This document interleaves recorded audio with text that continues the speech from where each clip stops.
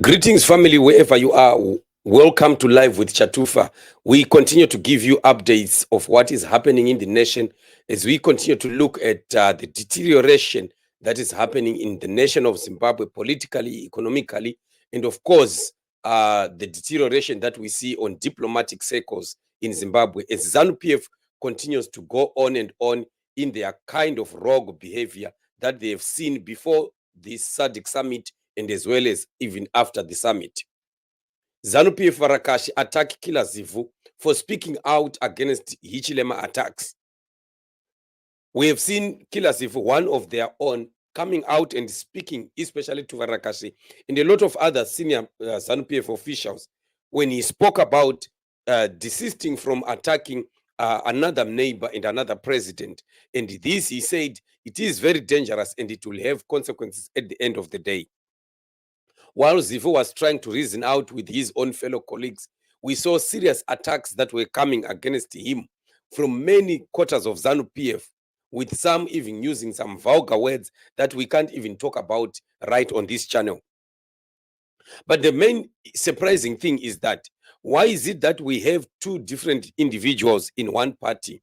We have a person like Killer Zivhu who is seeing the consequences of what Varakashi and ZANU-PF are doing in attacking a sitting president of a neighboring country, who happens to be a man that is supposed to be respected, the first citizen of Zambia.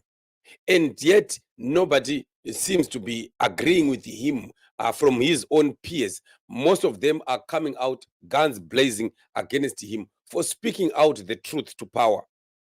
It is very amazing why Emerson Mnangagwa would want to paint such a wrong picture. And also the very SADC leaders that are looking at this happening.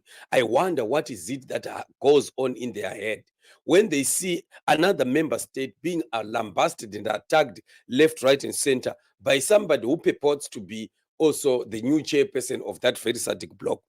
How do you become a leader of a people that you are dividing while you are attacking some members of the very same bloc that you want to pride yourself in becoming a chairperson of? It's very surprising, because some kind of words that we heard Varakashi saying, speaking against Killer Zivhu, when he spoke about this, especially the young people, he warned young people against this. He said some of these things and statements that you are saying right now will end up coming back again and haunting you. You know, it is just a very bad culture, whether it is Mnangagwa who is looking for survival, but the level to which he has stooped so low is very, very amazing. You know, Mnangagwa could be looking for legitimacy. Mnangagwa could be looking at how he can hold on to power. Well, that is understood.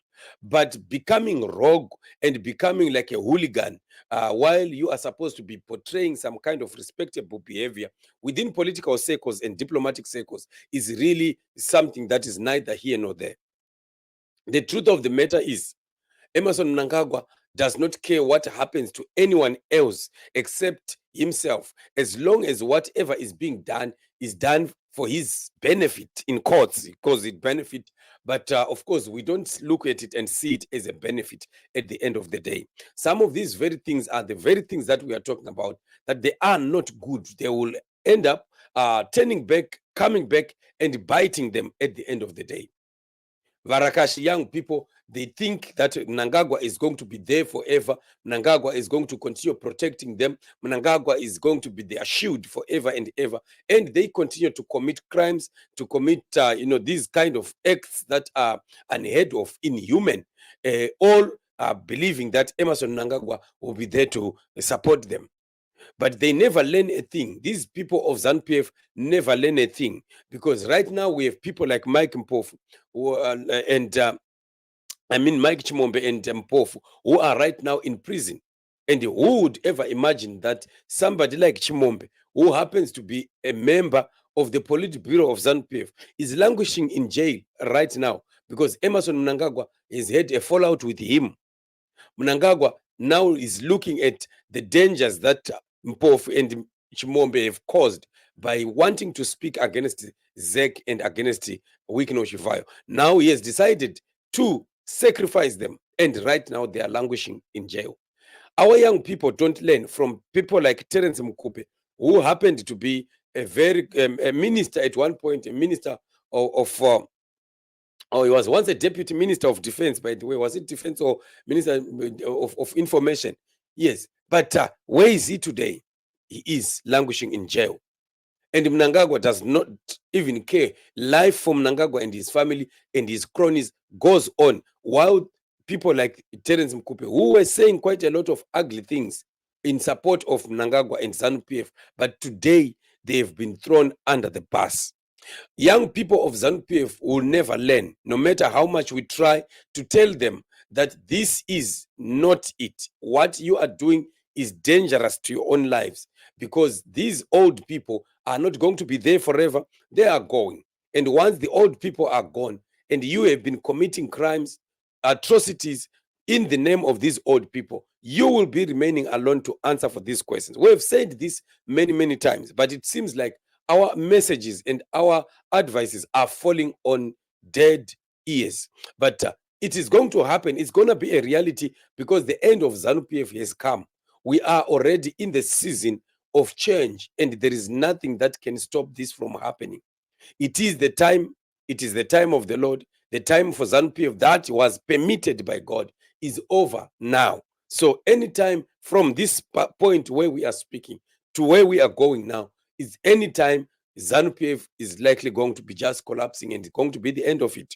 And Mnangagwa is going to become history, just like any other dictator who has ever come in the past. So Zanu PF people and young people, be warned that you need to execute mature behavior in politics. You don't behave like hooligans. The way that they are insulting Nelson Chamisa, caricaturing him, and saying things that are out of this world. Some of these things are very dangerous. What happens tomorrow if Chamisa becomes president? What are you going to do?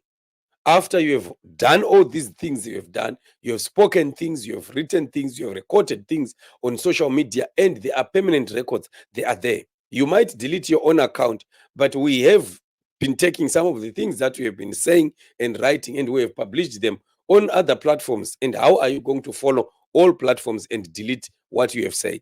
This is going to be very dangerous. People must live knowing that tomorrow things can change, knowing that tomorrow tables may turn around, and you need to be still safe, and you need to find yourself being able to live in Zimbabwe again, failure of which things may not end up going well for you. So this is a warning that we've always been giving to Zanu PF young people, but it seems like they don't want to listen. They are just bent on doing what they have to do today, just to impress their master, Emerson Mnangagwa, and they are praised and given a pat on the back, not knowing that one of these days things are going to turn around and they won't be good at all. So this is what it is, family. Just talking about what we are seeing, disagreement with some in Zanu PF still seeing that this is wrong, while others are refusing to listen to the advice that others are coming up with. But with these people like Zivhu, they are fairly senior in politics. And some of the young people that are insulting him and calling him names are young people that really are not yet mature in the things of politics. They are just young people that have smartphones, who are just coming on social media and start to throw stones. But they don't know that some of the things they are doing now have consequences at the end. So let's keep watching and seeing how far ZANU PF is going to survive. But one thing that we know, obviously, is that this is the end of ZANU PF. The change for Zimbabwe is come.